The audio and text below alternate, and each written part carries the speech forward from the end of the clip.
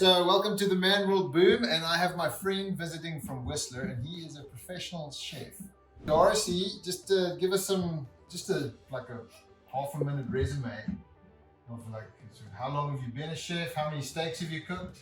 Okay, I've been a chef for 20 years, and I've cooked probably about 10,000 steaks. 10,000? Yes, 10,000.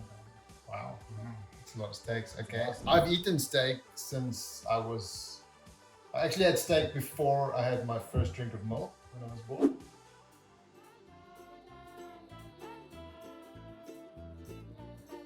I've probably eaten as many steaks as you've cooked. So Wonderful. in terms of the steak skills, I would say we're probably equally matched. I'm not sure. All right, so tell us what you're going to do here. So what we have here is a grass-fed finished ribeye, and what I'm doing is I am resting it to room temperature on paper towel to help get any extra moisture, so that it helps to sear the outside even better. Okay. Then what I'll do is season both of them. Don't season my steak. Yeah, because I'm worried about you. You wash your hands in between, and then I'll let it sit there for a second. I have a pan on, okay, medium-high heat to get it started, with a little bit of avocado oil because it's high heat. Okay. Once this starts to smoke, I'll put the steak in. You're about ready to fry it up? Pretty much. We'll do it in a pan. Ribeyes cook really well in a pan because of the fat.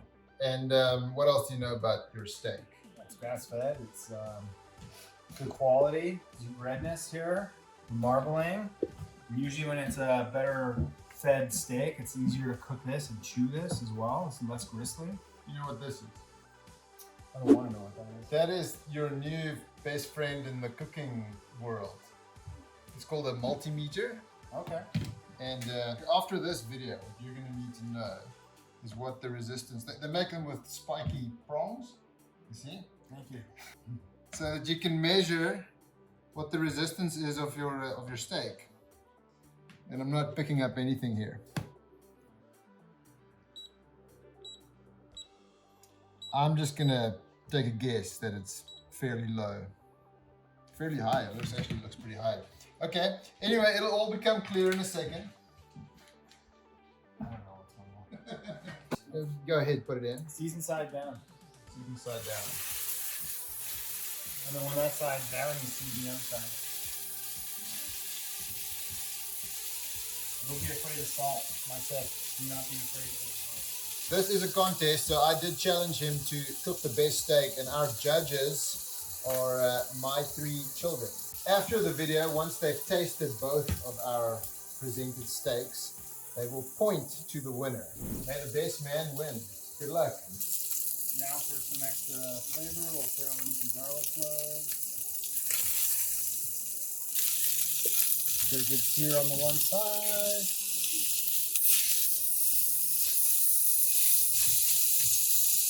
A little more salt on this side. Put the garlic in there. You start to smell. I can start smelling the flavor of the garlic. Then, with that much butter,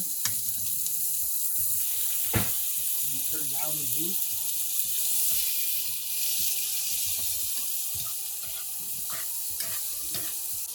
Let that cook out a little bit on a lower temperature now. The butter will brown, add a nice flavor to it. Get the garlic in there. That's beautiful. Oh, that's spicy.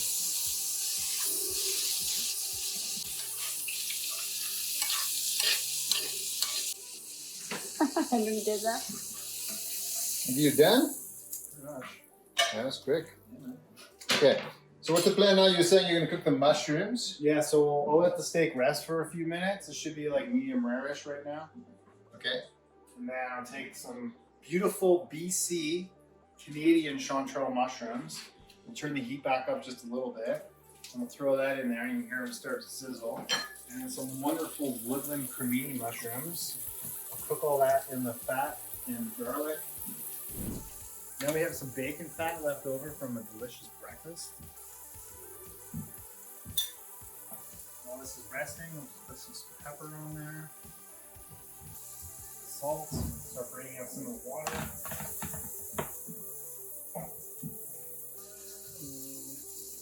aggressive. More bacon fat. It's really good for your heart. And then by the time these cook, the steak should be ready, and then you'll have this wonderful little pan sauce with some mushrooms, and you put it on top. Wow. And you're gonna serve this separately. I'm gonna slice it, and then put it right next to the steak to go some mushrooms. So the judges, the wonderful judges.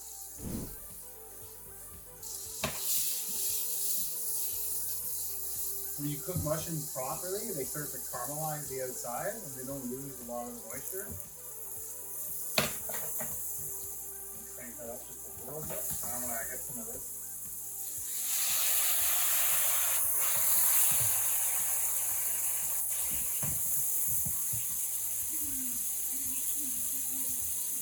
Now I'll add pepper. And a chef's best friend is the finger. Use a bit more salt. Oh, that's so good. Nothing really good. Okay,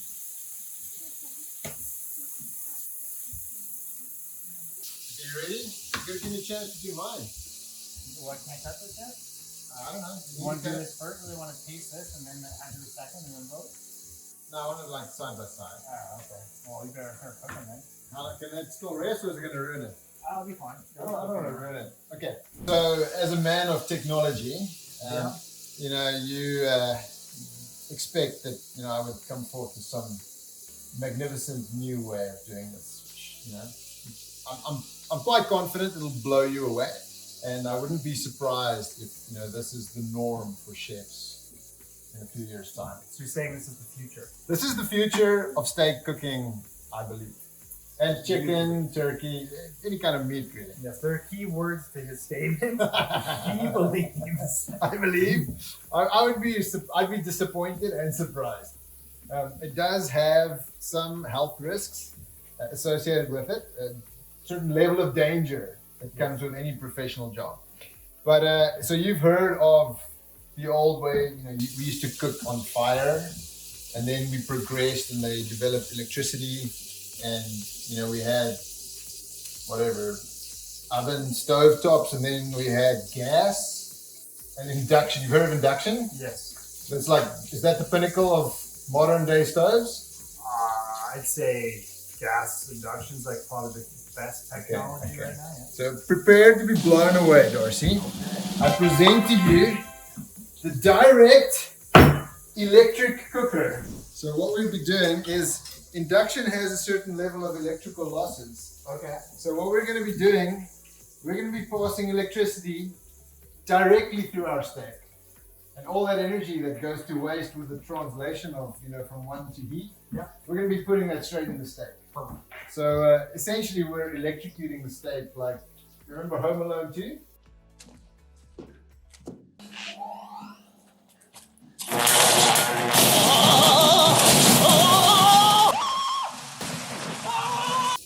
Yes, okay. So, level of caution, you do not want to plug this in prior to working with your meat, because this will be live once we plug it in. So we'll feather this one through here, and maybe lock that up there. There we go.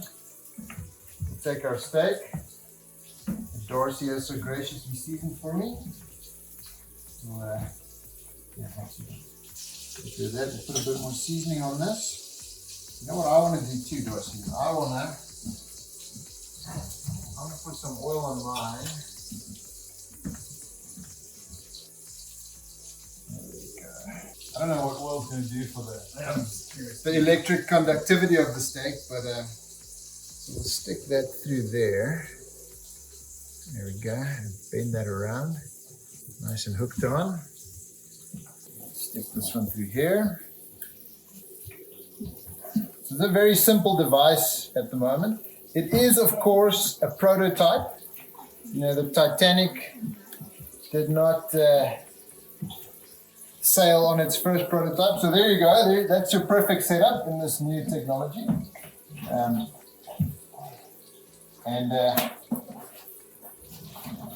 Now I think we're about ready to put the heat on here. I'm very excited. Yeah.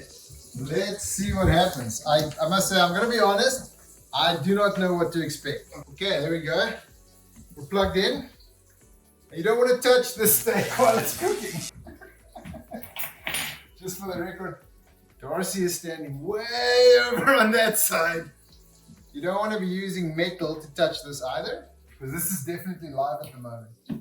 So we'll let's see. So this multimeter that I was speaking about, Darcy. So this also has the function to measure current. So we'll put it on AC current because this is AC power going through the steak right now. And we have some current flowing through here. It's not much, I'm not going to lie. It's only 0.3 of an amp, so we can actually measure the steak itself. So these have nice big jaws. There we go. We got 0.35 amps going through the steak itself. There we go. So it's a slow roasting steak. It's a slow roasting steak.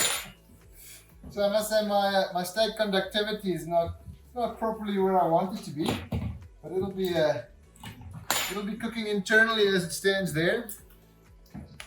And then the other thing that I need to do is now, with the steak cooking internally, I am going to just sear it ever so gently with the primitive gas torch.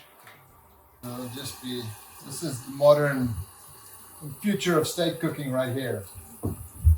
And if you have something that has a strip of fat, you want the fat on top so that all that lovely fat can run down, cook your steak, or run over your steak as you cook it. To be honest, I probably need a bit of work on my prototype here because I think the electricity is doing very little at this stage. Nice thing about this is I can precision cook my steak here. I can exactly decide what needs to be crispier, and I'd expect a professional like you would do this better than I would.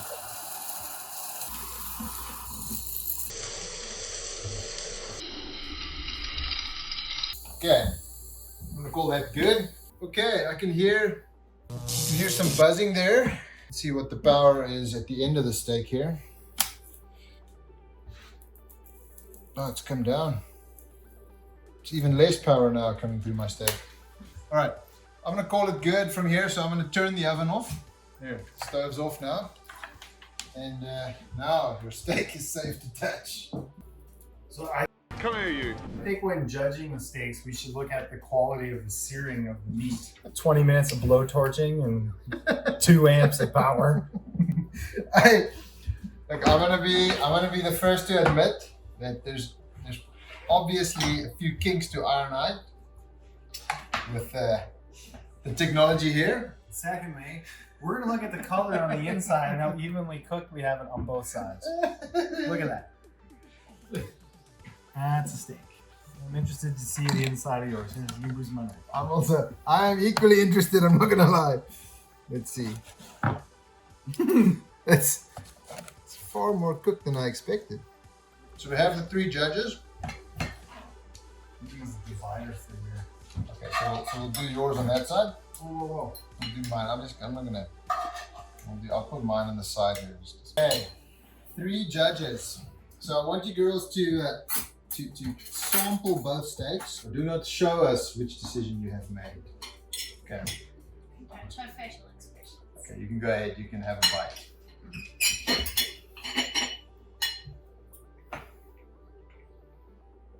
That's Mr. Darcy's.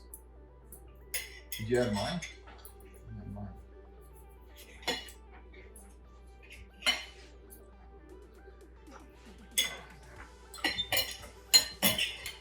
How are you going to try mine too? You can eat all of that first. Are you nervous, Darcy? Not at all. You're not nervous? Not at all. Are you all ready to make a decision? Not yet? Oh, Bella hasn't tried mine. She's finishing her. That other step.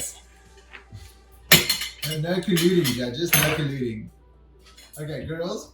So just now, so on the count of 3, I'm going to ask you all to point to the person whose steak was more tasty. Okay? And I want you to remember that Christmas is around the corner. And who will be buying your most gifts before you make your decision? Okay. Okay. No tainting the judging here. All right. You ready? Okay. So point to the one who has the nicest steak. 3, 2, 1. Okay. I can see Darcy. Excellent. Would you like to try some? I would like to try some of your steak. I don't think my technology worked at all, to be honest. I think it did almost nothing.